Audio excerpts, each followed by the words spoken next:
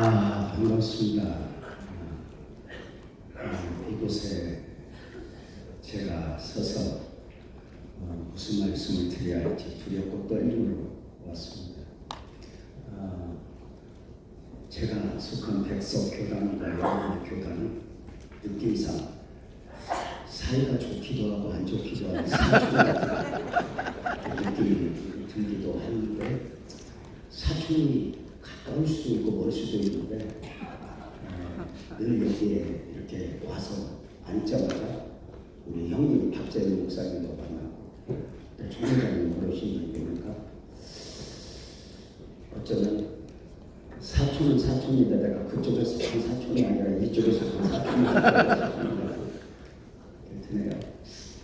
저를 잠깐 소개하겠습니다. 저는 개인적으로 37년 전에 안산에 교회를 개척하여 담임 목사로 35년을 섬겼습니다. 약 2년 전에 은퇴를 했습니다. 부교역자로 10년까지 아니면 45년을 어쩌면 이 외계 이 사역을 감당하는 것이 아쉽습니다. 그 처음을 시작하면 참 하나님이 대단하신 것 같아요. 그게 아니하고 가끔 그래요. 여보, 세상에서 가장 믿음 좋은 분이 누군지 알아? 하나님이다. 왜? 나 같은 곳에 목사의 이름을 주고 나 같은 곳에 담임 목사 직임을 맡겨서 교회를 맡긴 걸 보면 그러고도 저 양반이 평안한 거 보면 믿음이 제일 좋아요. 이야기를 하죠. 여러분의 처음 시작은 어떠하셨습니까? 저는 부모 없이 생각했습니다. 제가 5살 때 아버지가 돌아가시고 8살 때 어머니가 돌아가셨습니다. 두 분 어른이 돌아가시니 우리 형제들은 뿔뿔이 흩어져 있었습니다. 그가 형이어도 누이어도 누가 누구를 도울 수 있는 입장이 아닌 가운데 처절한 삶을 살아가야 했습니다. 저의 어릴 적 숙제는 어디 가서 먹지, 어디 가서 찾으라, 저의 처절한 시름이었습니다. 돌이켜보면 초등학교 6학년 때 도배하는 아저씨 따라다니면서 먹을 걸 구해야 했고 포장마차 하는 아주머니 양동이로 물 나눠다 주고 10원씩 용돈을 받아쓰기도 했습니다. 더 처절한 과정을 거치는 중에 나이 14살 때 다들 중학교 갈 때 저는 공장에 가서 중학교에 가지 못하고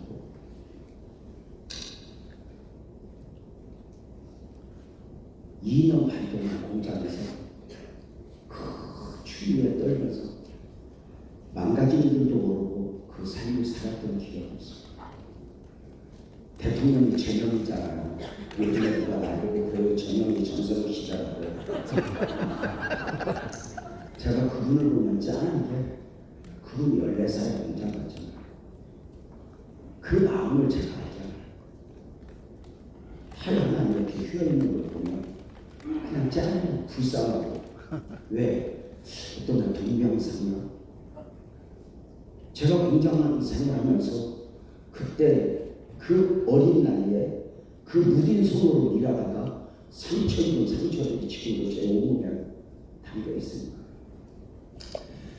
그렇게 처절한 과정을 거쳐 하나님의 은혜 가운데 건전무시를 하고 신앙을 하고 했지만 저는 개인적으로 제가 수명을 받은 건 아니에요. 남의 태몽 구워주듯이 담임 목사님이 네 얼굴에 목사가 보이니 너 목사라고 해가지고 목사가 되면서 참여하는 과정인 거죠. 저는 성장도 처절했는데 시작도 처절했던 것 같아요.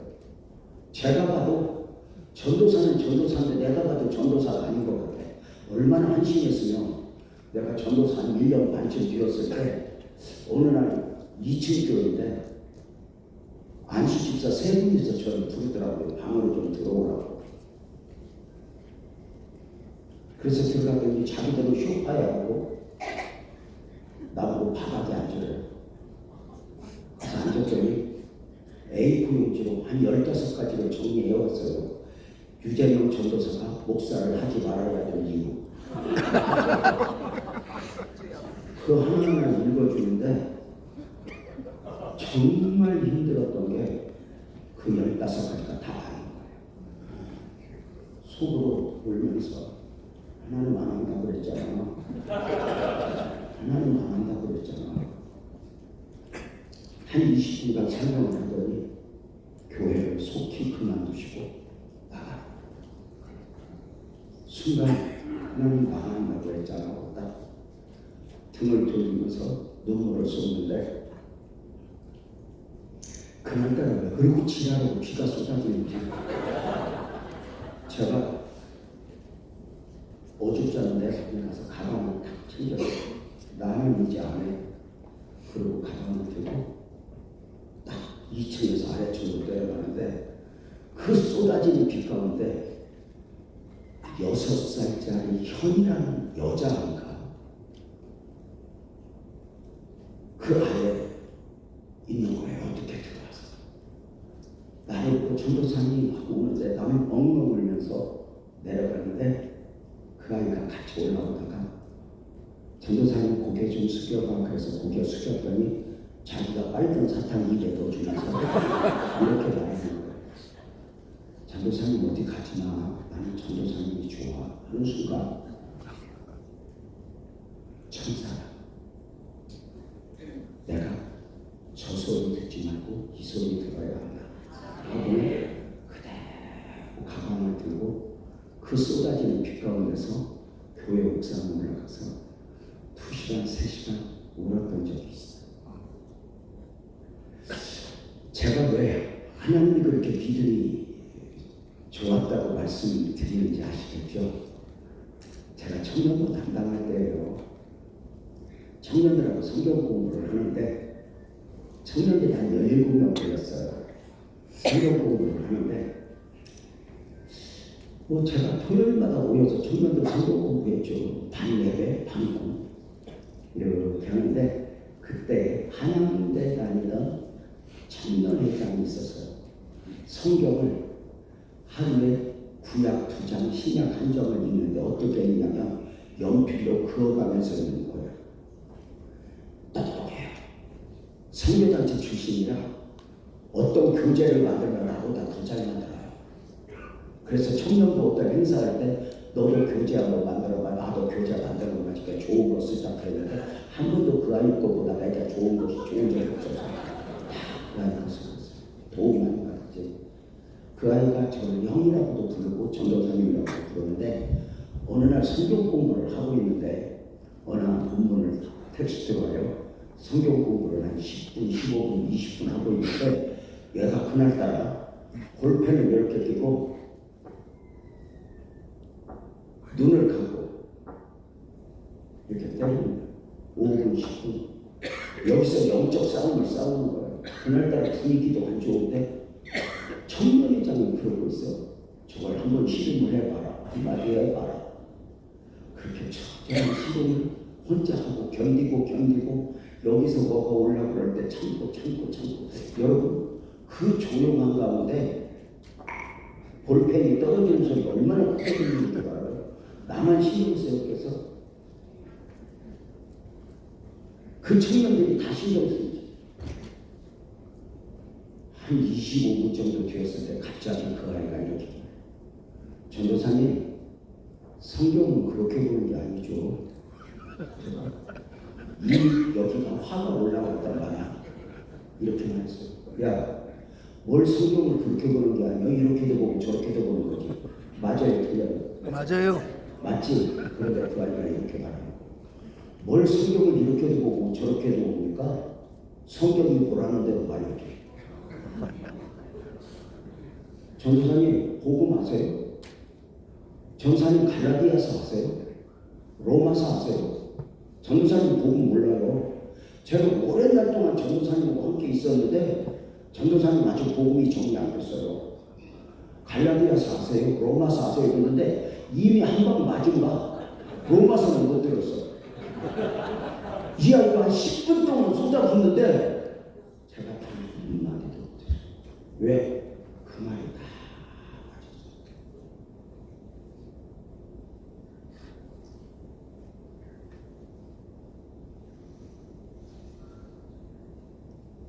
그날 모임을 그렇게 끝내고 주일을 어떻게 보냈는지 주일 오후에 소위 말하면 수요일 우이동에 있는 영락기도원으로 가서 금식을 하면서 일주일 갈라디아서만 읽었어요. 10번, 100번, 1000번 모르겠더라고요.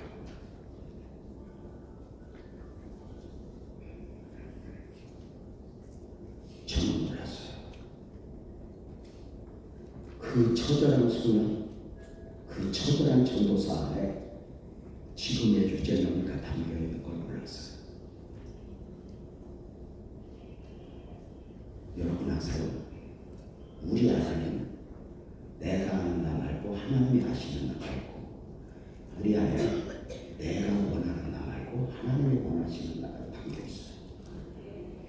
마치 사울 안에 바울, 시몬 안에 베드로가, 아브라함 안에 아브라함이 담겨있어요. 어느 날 지나고 보니까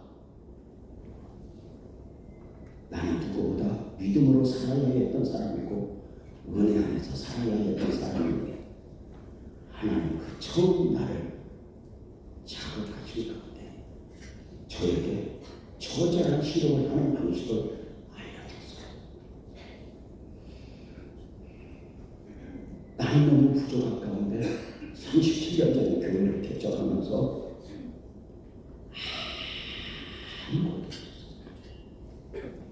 제가 37년 전에 교회를 개척하는데, 지하실에서 개척하는데, 십자가도 없이 간판도 없이 교회를 개척하는데, 개척을 오신 박진영 목사님 모든 성도들 아시죠? 처음 교회 개척하니까 성도가 와도 개척교회 같은 것들만 오더라고요. 멀쩡한 건 곁으로 다 어제 저녁은 동산교회로 가고 어버 데려다 줘야 될 사람들만. 근데 그들을 섬기면서 예수님 마음을 알게 하는 거예요. 근데 그들이 귀한 거예요. 제가 그렇게 말했어요. 고맙다. 여러분이 우리 교회에 와줘서 고맙다. 왜? 나 같으면 안 한다. 나 같으면 동산교회 가고 저희 교회까지 나 같으면 안 한다. 근데 여러분들이 와줬다. 나는 여러분을 어떻게 감당해야 할지 모르겠다. 목회하면서 한 번도 자신 있어 본 적이 없어요. 날마다 성도들에게 엎드려 절하고 싶었어요. 왜 나한테 오셨지? 하나하나 문제가 생길 때, 일이 있어질 때 어느 순간에 벽에 이렇게 써놨어요. 하나님의 은혜가 아니면 아무것도 할 수 없는 문제를. 언젠가 하나님 앞에 물었어요. 교회를 개척하고 하나님, 나는요 처절한 삶을 살았어요. 공부도 제대로 못했어요. 영어도 제대로 몰라요. 하나님, 진짜 나는 몰라요. 나는 대학 학위도 없어요. 제가 이제 소위 합동정통 신학교 졸업하고 연구원 출신 아니에요. 하나님, 나는 그런 졸업장도 아무것도 없어요. 하나님, 나 어떻게 해요? 그랬더니 하나님이 그러더라고요. 재명아, 내가 너 알고 불렀어. 근데 왜 그렇게 너는 자기 연민에 빠지니? 너 못하는 거, 너 부족한 거 알아. 그럼 어떻게 해요? 하나님 그때 그랬어요. 은혜를 구해요. 그 은혜가 부족이 부족이 아니게, 모자람이 아니게 할 것이라고. 그래서 남보다 더 큰 은혜를 구했어요. 은혜 아니면 살아갈 수가 없다. 딱 정하고 부족할 때마다 눈물로 울었고 눈물로 울었고 눈물로 울었고 일을 감당해야 할 때마다 내 힘으로 해결할 수 있는 일은 단 하나도 없었어요. 하나님의 은혜를 구하는 방식은 분명했어요. 주파수를 하나님께 놓치고 하나님만 구하는 거였어요. 제일 어리석은 게 제가 목회하면서 성도들에게 강조한 바가 있어요. 믿기는 하나님이고 사람을 기대하는 거. 하나님이 왜 안 주셨나? 하나님하고 씨름을 해야지. 왜 사람에게 기대하고 왜 사람에게 씨름을 하는가? 그러니까 시험 들고 그러니까 서운하고 누가 뭐 안 도와줘서 이렇게다가 목회를 못하고 내가 안 도와줘서 못 살고 이런 소리 하지도 말고 주파수를 하나님께 맞춰. 문제가 있을 때 하나님과 사람하고 씨름하지 않고 하나님과 씨름하고 인간관계에 놓쳤을 때 하나님을 붙들고 씨름하는 늘 스스로 정리가 되더라고요.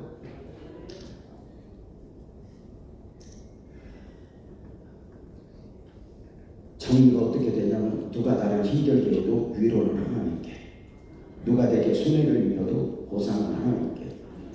늘 그렇게 정리가 됐어요.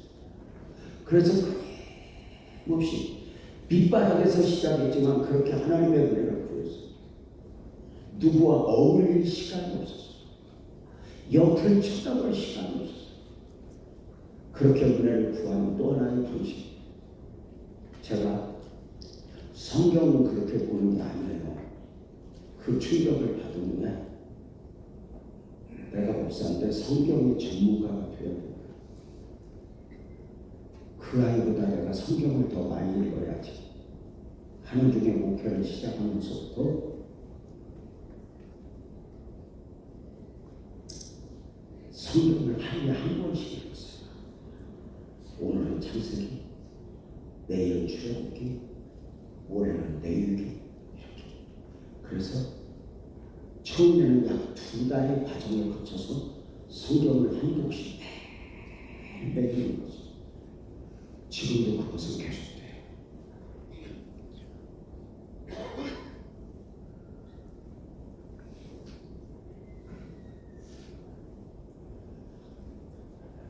지금은 하루에 한 번이 아니에요. 일주일 단위로 묶어서 성경을 읽는데 약 6주 42일이나 지금도 목회 그렇게 하면서 성경을 일독시켰고요. 지금 은퇴하고도 일독시켜요. 그 성경을 읽기 위해서 교회에 연애도 못하고 늙은 청년 하나 붙들고 내기를 해요. 누가 창세기 시작해서 계시록까지 빨리 읽는가? 내가 한 번도 이긴 적은 없어요. 지난 10,000원씩 주는 건데 그 아이는 애인도 없고 연애도 못하니까 매일 성경만 읽어가고 내가 줬어요. 지금도 성경과 처절한 씨름을 은퇴하고도 그 감각을 놓치지 않기 위해서 지금도 해요. 은퇴한 지 2년 됐네요. 제가 저를 망가뜨리지 않는 방식 중 하나가 뭔지 아세요? 지금도 일주일에 하나씩 설교 준비하는 거예요.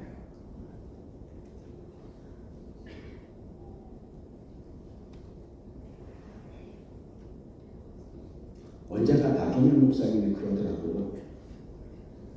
그 수만 명 목회하는 목사님이 나 성경을 한 달에 한 번 읽어. 그럼 나는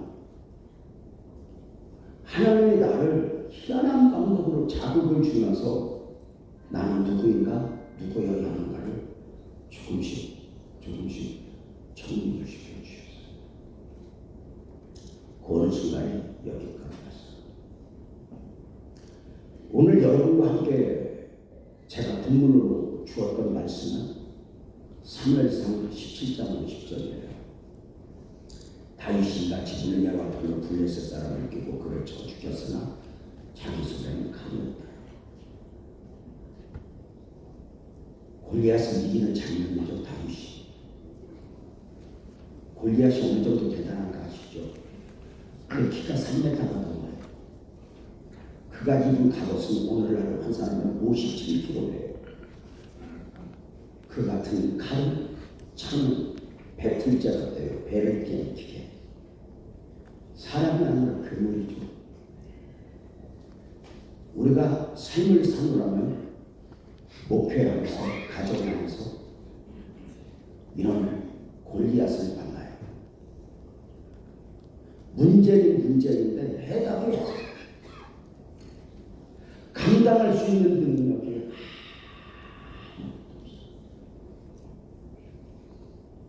그런데 다윗이 그 골리앗을 이겼대요. 그 이긴 장면을, 그 골리앗을 이긴 장면을 사무엘상 17장 50절에서 그렇게 소개하잖아요. 다윗이 그를 죽였는데 칼을 부숴봐라. 다윗의 손에는 칼이 없었대요. 칼도 없이 골리앗을 향하여 달려갔고 칼도 없이 골리앗과 싸운 거예요. 세상은 칼이 있어야 한다고 강조해요. 골리앗보다 더 큰 칼, 더 강한 칼, 더 화려한 칼. 그래서 그 세상을 이기기 위해서, 목회를 잘하기 위해서 우리는 칼을 준비해요. 자격증이라는 칼, 통과 권력이라는 칼, 인맥이라는 칼, 학위라는 칼.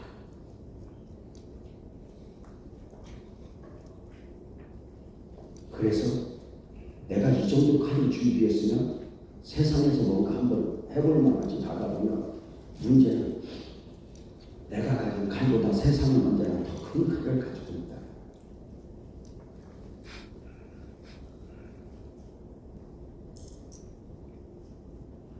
더 큰 칼로 우리 교회를 위협하고 우리 가정을 위협하고 내 삶을 흔드는 거예요. 교회가 그냥 둬요? 아니요. 목사의 피와 눈물을 먹고 교회를 잘해요.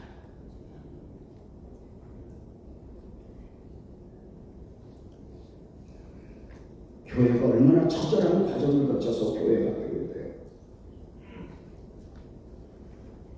저는 35년 목회하는 가운데 얼마나 많은 처절한 대가를 지불했는지 몰라요. 처음 교회를 개척하고 제일 먼저 왔던 시련은 아내의 질병이었어요. 어느 날 아내 목에서 피가 한 주먹으로 나오더라고요. 그 피를 닦는 아내의 모습이 지금도 눈에 선해요. 당신이 왜 그래? 그랬더니 여보 나 아파. 많이 아파. 언제부터 아팠어? 한참 됐어. 근데 왜 말 안 했어? 그랬더니 여보 미안해. 당신 교회 개척하는데 내가 짐될까 봐 무서웠어. 여보 내가 아파서 미안해. 이 바보야 아픈 게 왜 미안한 거야? 그렇게 개척교회 목사가 병원에 데리고 갔더니 결에 눈이 막 너무 오래 견뎌서 다른 재미가 무너진 가운데 우리 아내는 그 과정을 거치는 가운데 처음부터 할머니가 되었어요. 12년 동안을 우리 아내는 엄마인데 엄마가 아니고 남편이 아닌데 아내가 아니게 살았어요. 얼마나 많이 그렇겠어요. 제가 죽었나 흔들어 본 게 수없이.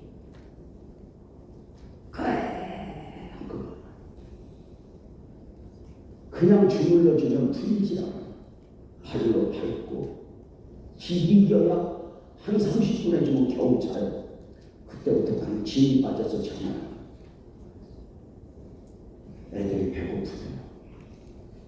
아침에 시방 가방을 싸면 애들이 그래요. 아빠 오늘 우리 누구한테 맡겨? 처절한 상황 속에서 못해. 울고 그렇게 하나님이 저를 몰아가는 중에 조금씩 하나님이 원하는 나로 만들어 가시더니 교회가 성장했어요. 지하실도 상가 앉을 자리 없도록 부흥되는데 순간 저는 얼마나 부흥되는지 안산의 조용기가 또 한 명 나오는 줄 알았어요. 그 정도로 착각을 할 정도로 부흥이 됐다니까요. 그 순간 하나님 또 한 번 저를 다뤘어요. 성전 건축. 그래서 그 우리 교회가 신한빌딩이라고 하는 곳에 교회에서 부흥되니까 한산 목사님 이해가 안 가는 거예요. 저 교회가 왜 부흥돼? 저 교회가 왜 부흥돼? 장소가 좋은가 보다. 목사가 교단 배경 잘난 거 아무것도 없는데 왜 부흥돼?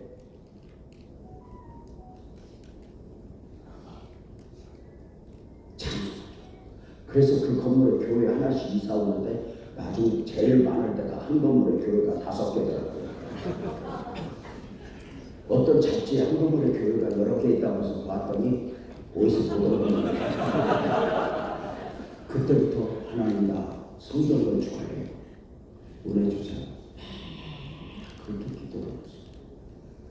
여러분 혹시 아세요? 하나님은 성전 땅을 구입하거나 뭐를 하거나 한 번 하나님은 더 좋은 형편을 주신 적은 한 번도 없어요. 저는 목회하면서 다 깨달아요. 더 좋은 환경은 없다. 더 좋은 사람은 없다. 하나님이 함께하면 광야도 광야가 아니다. 하나님이 함께하면 마귀도 천사가 된다. 이렇게 믿고 살아왔어요. 하나님의 함께가 중요하지 그가 누구냐는 중요하지 않았어요. 왜? 나도 근본적으로 가능성이 없었던 사람입니다. 저는 그렇게 말했어요. 늘 목회하면서. 교회 밖에서 유재명 목사가 최고야. 유재명 목사가 최고야. 그리고 다른 교회 다니는 사람보다 날마다 내 뺨 싸다고 때려도 좋으니까 우리 교회 오는 놈이 나는 거예요. 어떤 목사님이 그랬대요. 골프공에다 장로님 이름 써서 세리고 그랬대요. 그래서 그럼 목회하지 말아야지. 왜 그러고 목회를 해? 자식이 나보다 소중하듯이 성도가 나보다 소중하게 여기지 않고 어떻게 영적 아비노를 씁니까? 성도가 왔을 때 좋은 사람이니 안 좋은 사람이니 정죄하고 판단하라고 나를 세운 게 아니잖아요. 그 밑바닥을 긴 사람을 목사시켰던 것처럼 나보다 더 처절한 사람을 나한테 맡기는 거잖아요.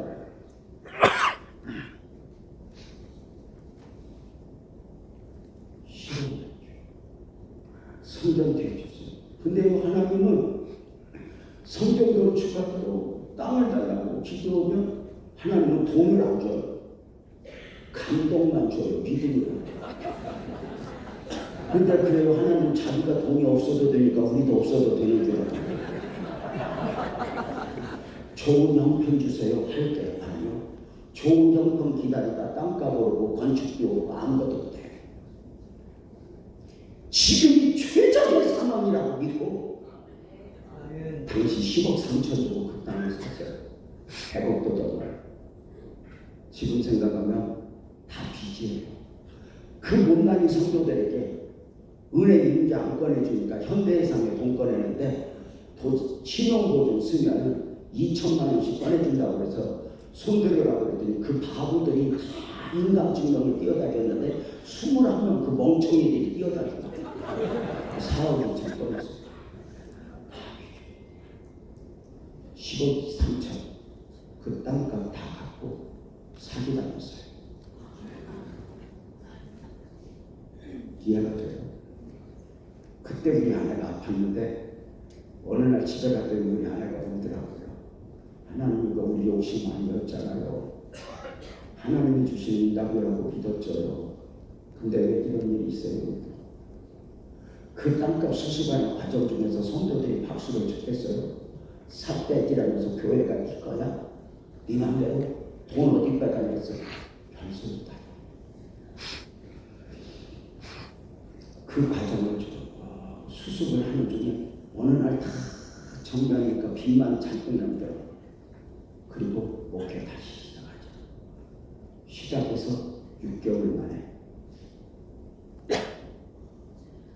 재정을 시키러 가는데 빚만 잔뜩 있는 교회예요. 얼마나 울었겠어요. 이자 날짜는 왜 그렇게 빨리 돌아와요.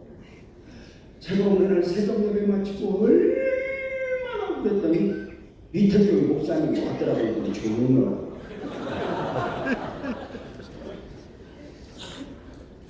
그런 중에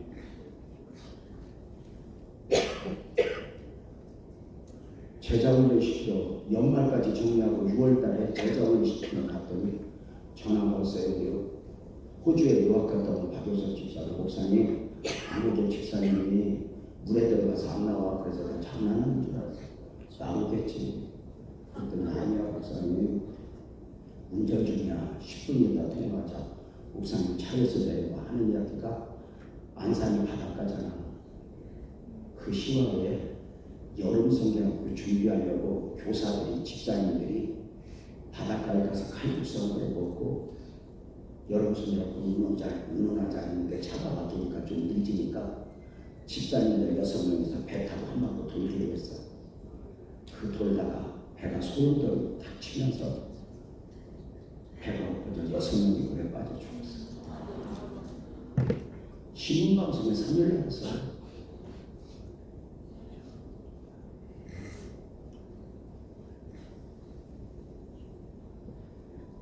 빚만 잔뜩 있는 교회, 하늘이 무너지고 땅이 꺼지죠. 한 자리에서 3명 이상 죽으면 재난사고예요. 검사가 와요. 방송국 3사, SBS, KBS, MBC 카메라 들고 3일 동안 추천. 내가 오죽하면 KBS에 전화해서 그만합시다 그랬어요. 그랬더니 6월 달에 일어난 인사사고는 대대적으로 뉴스화 시켜서 여름에 물 조심하라고 한대요. 그 처절한 거예요. 반면에 친척들 와서 내 멱살 잡죠. 검사 불러대죠. 방송국 카메라 들이대죠.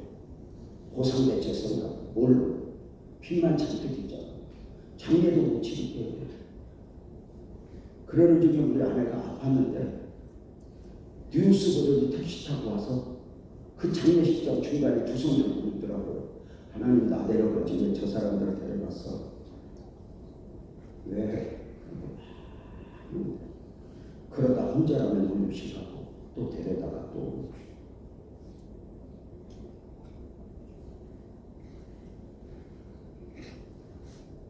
집사님하고 목사님 나 우리 남편 보내줄 거야. 장례식 치러줘. 장례식을 치르기 위해서 염을 하려고 사체실에서 안치실에서 사체를 꺼냈더니 온몸이 지는데 손이 얼어 터지면서 내가 그걸 알코올로 닦아주세요. 미안해. 나 잘못 만나서 이렇게 죽었어. 연구차 6대 간다고 한번 생각해보세요. 다 마무리하고 안산에 왔더니 소문이 났어요. 저 교회 가면 사람 죽어, 저 교회 가면 부도나, 저 교회는 하나님의 뜻이 없어, 저 목사는 목사가 안 돼야 될 사람이 목사가 돼. 문제는 그 말이 맞아. 내가 왜?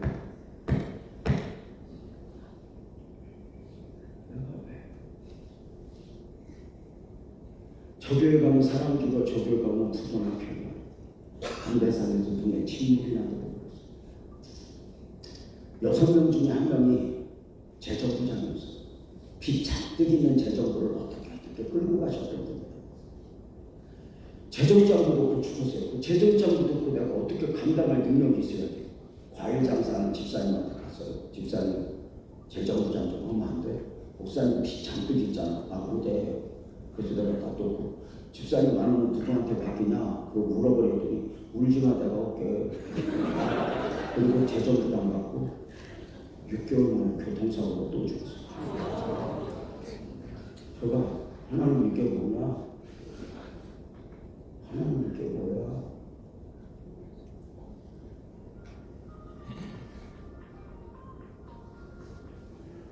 사람도 만나기 힘들고 누구도 대하기 얼마나 그런가. 몸이 그대로 망가져 내가 눈 감았으면 죽겠더라고요. 아내도 감당할 능력, 자식도 감당할 능력, 교회도 감당할 능력 다 분리하셔요. 어느 날 내가 몸이 너무너무 아파서 새벽 기도에 마치고 집에 가서 따뜻한 물로 샤워 좀 하고 싶어요. 감기 기운에 가서 샤워를 하고 몸이 다 흐려지더라고요. 그래서 안방을 열어보니까 우리 아내가 침대에 누워있는데 내 서적방에 가서 이불을 꺼내고 탁 뒤집어 썼더니 그때 당시에 10살 되는 우리 딸이 내 이불 속으로 들어와요. 그러더니 딸이 왔네. 그리고 안아줬더니 그 딸이 아빠 나도 물어볼 거 있다. 뭔데? 아빠는 왜 엄마하고 함께 앉아? 억장을 눌러주세요. 저는 부모 없이 성장했기에 좋은 가정 물려주는 게 제 소망이었거든요. 그래서 제가 그 딸을 그러고 그랬어요. 딸 미안해. 원래 아빠는 엄마하고 함께 자는 건데 엄마도 아픈데 아빠가 더 아파. 아빠가 죽을 것 같아. 아무것도 할 수 없어. 딸, 아빠 기도 좀 해줄래? 그 딸 목소리가 듣고 싶은 거야. 기도 소리가. 그랬더니 그 딸이 아빠 기도하자 10살 된 딸이 내 목을 끌어안더니 이렇게 기도해요. 하나님 우리 아빠 죽으면 안 돼요. 우리 아빠 살려줘요. 우리 아빠 죽으면 교회는 어떻게 해요? 교회는 어떻게 해요? 기도하는데 내 이 딸 기도 소리 가만히 들으니까 이 딸이 내 걱정하는 게 아니라 교회 걱정이야. 이게 목사 자식들이요. 목사 자식들은 목회를 함께 하는 거야.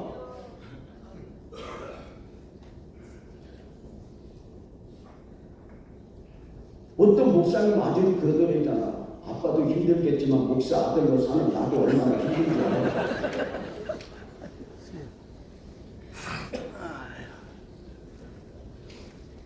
교인들이 많이 떠나가지고 붙잡을 영혼도 없어요.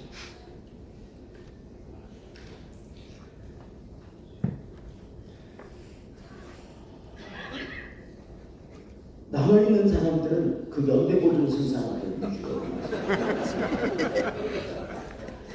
근데 그때 집사님 한 분이 내가 강대상을 물고 있는데 살살 기어와서 목사님 그래서 당신이 임창석 집사인데 집사님 왔네 왜? 목사님 나 기도받으러 왔어. 그래서 기도받으러 온 집사가 얼마나 고마운지 내가 손을 잡고 무슨 기도해 줄까? 그랬더니 이러는 거야. 목사님 나 교회 옮기려고.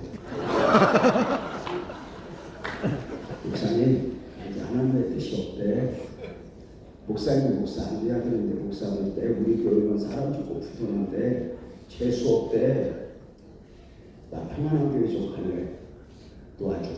그런데 교회 옮기겠다고 하는 집사가 미운 게 아니라 얼마나 부러운지 내가 손잡고 그래서 집사님 좋겠다. 갈 수 있어서 나는 가고 싶은데 못 간다. 여러분 우리가 목표하면 알잖아. 성경은 교회 나오네 안 나오네 할 때 제일 도망가고 싶은 사람은 목사고 성령. 근데 그 성령이 뭐라고 거기서 견디는 거잖아. 그 이쁜 사모가 무슨 일을 해?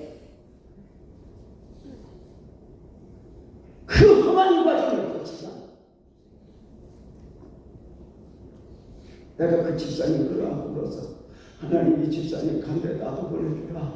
나도 보내주라. 나도 건교하기 싫다. 평안한 교회 좀 갈란다. 나도 보내주라. 한 10분 울었는데 그 집사님 여자 못 가고 지금 앉아있지.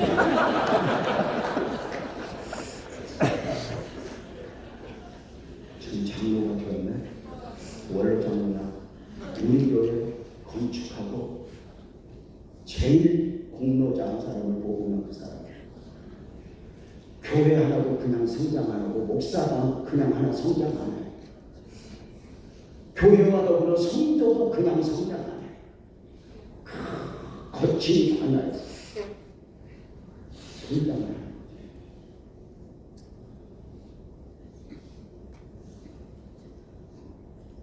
저는 목회하면서 우리 교회가 하나님의 은혜 가운데 그 기적 과정을 거치면서 17년 전에 우리 교회를 건축해서 마지막 성단을 당시에 땅값 빼고 건축비만 250억 들었어요.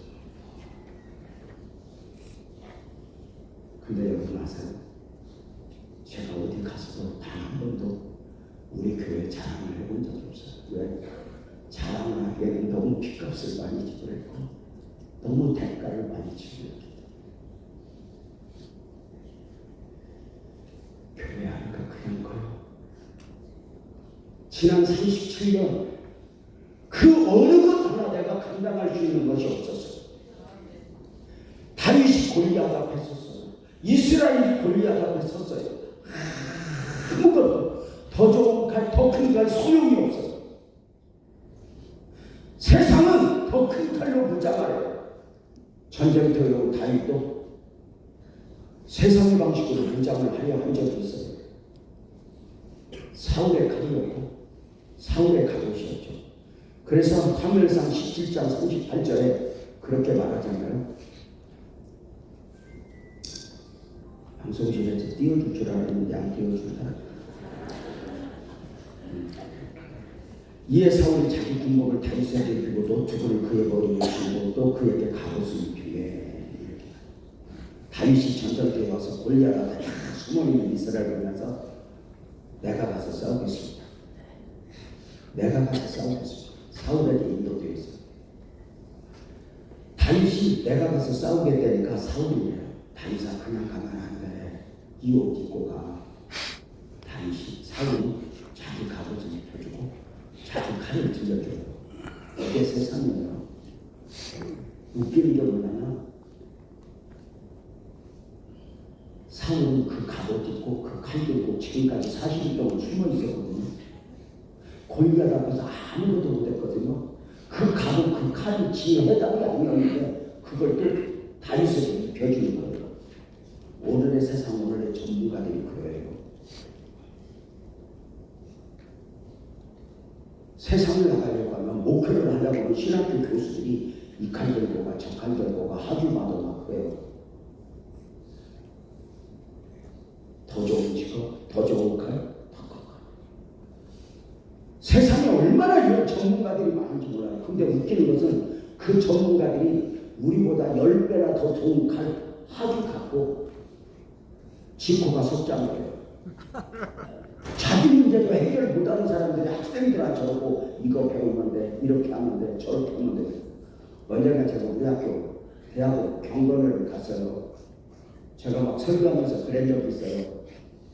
교수들이 꼬셔도 박사학위 바로 하지 말라고. 교수들이 너네들 위해 쓰는 것 같아도 학교에 서니까 하나님 의지하는 거 배우라고 설교로 연구부들이 그날 김진석 부총회장이 나와서 박사학위 과정 설명하는 날이에요.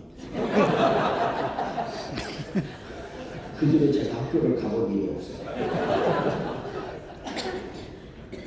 이런 말이 있잖아요.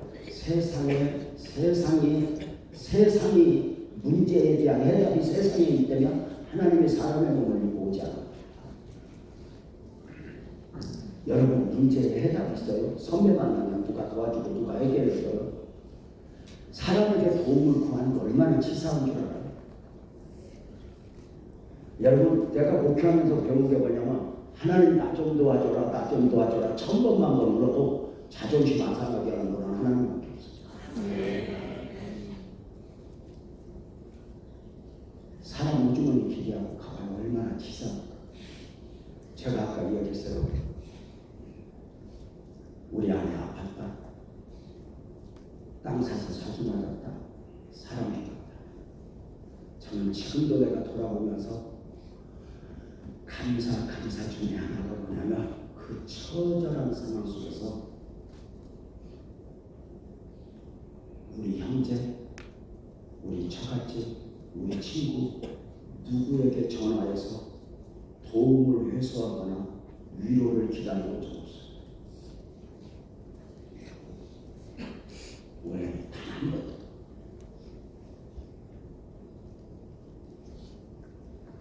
사람 찾아가 설명을 하니 내 사정을 하나님 앞에 보는 것이죠. 우리가 부모로 자식을 양육해요. 어느 정도까지는 양육하지만 그 자식 앞에 부모가 해답이 되어줄 수 있어요. 아파트 하나는 사줄 수 있어요. 그러나 내가 그 자식 앞에 길이요 진리요 생명이 될 수가 있어요? 없어요. 여러분 축복해 주세요. 우리 막내 아들이 내년에 목사 한 수를 받아요. 우리 집에도 사람 같은 게 하나 나왔어요. 너무 감사해요. 우리 막내 아들 보고 사람들이 그런데요. 친구들이 너희 아빠가 유전영 목사가 좋겠다. 얼마나 좋은 말을 해주냐. 근데 여러분 아세요? 그 아이가 신학을 마치고 내년에 목사 한 수 받을 때까지 단 한 번도 그 앞에서 아들아 목회는 이렇게 하는 거야 해본 적이 없어요. 왜? 내가 한 것이 아니야.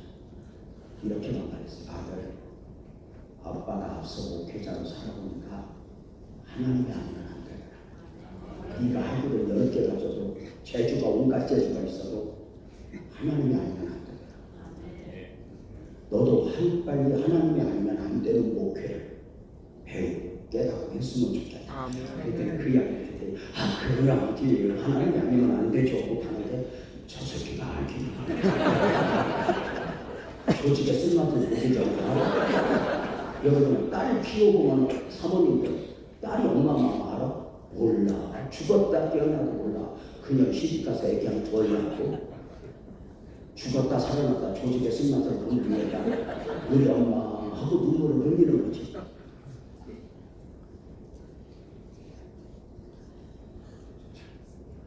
저는 학위가 필요 없다는 말이 아니에요. 세상에 전문가가 필요 없다는 말이 아니에요. 여러분 아세요? 우선의 파도 앞에는 선장과 선주라는 전문가가 필요해요. 그러나 쓰나미가 밀려오면 선장과 선주가 더 먼저 도망가요. 우선의 전문가들이 우선의 문제 앞에는 뭔가 길이 되어줄 것처럼 설명하지만 우리가 사는 세상에 우선의 파도만 오니까 얼마나 쓰나미가 많이 밀려와요. 목회하면서 가정을 건강해 그 쓰나미 앞에 할 수 있는 게 전문가가 더 먼저 도망가요. 한때 한국교회가 목회 전문가들이 분할교, 셀, 온갖 상품을 다 내놨어요. 한때는 셀이 복음처럼 한국교회를 덮은 적도 있어요. 방식은 목회가 아니었어요. 다 방식은 아니었어요.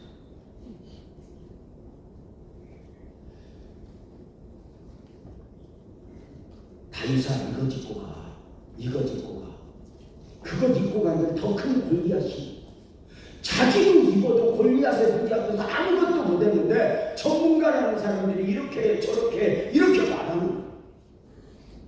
인생 살아보면 누구를 권면한다는 것 자체가 얼마나 유치하고 순지하세요? 내 문제 앞에서도 해답을 못 주는 내가 감히 누구를. 또 한 번 하나님이 아니면 안 돼요. 다윗이 사울이 입혀주는 옷을 입었어요. 그 모습에 대하여 사무엘상 17장 39절에 이렇게 말해요. 다윗이 칼을 군복에 차고는 익숙하지 못하므로 따라싸우다 익숙하지 못하므로 시험적으로 가려보다가 사울에게 말해도 익숙하지 못하니 이것을 입고 가지 못하겠나. 왜 익숙하지 못할까요? 사울은 크고 다윗의 작으니까? 아니요. 다윗의 방식이 아니었던 거예요. 다윗은 더 큰 칼, 더 좋은 군복, 더 화려한 옷을 입고 문제를 해결했던 적이 없어요. 사자와 곰과 싸울 때도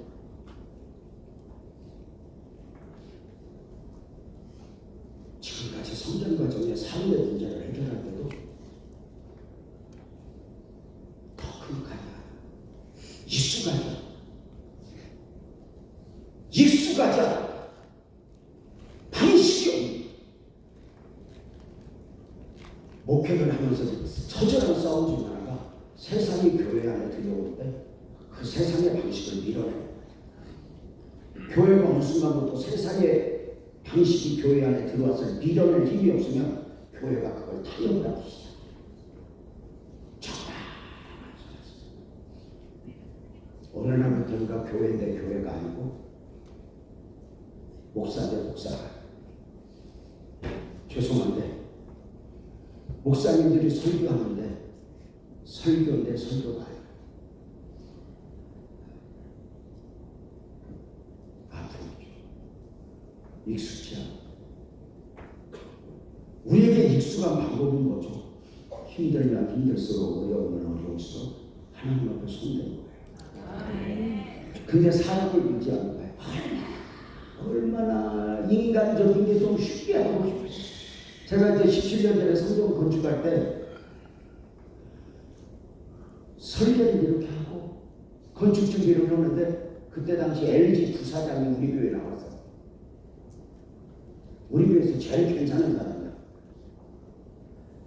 그 성전태를 바라보면서 설계도를 바라보더니 한숨을 푹 쉬면서 나오는데, 목사님 누구 믿고 이 일을 저질렀어? 하나님. 그랬더니 하나님 보이요? 목사님 그 누구요? 하고 교회 다 떠나서 하나님만큼이라도 의지했던 자가 떠나는 거예요. 하나님은 수단과 방법을 가리지 않고 우리와 씨름하는 방식이 뭔지 알아요?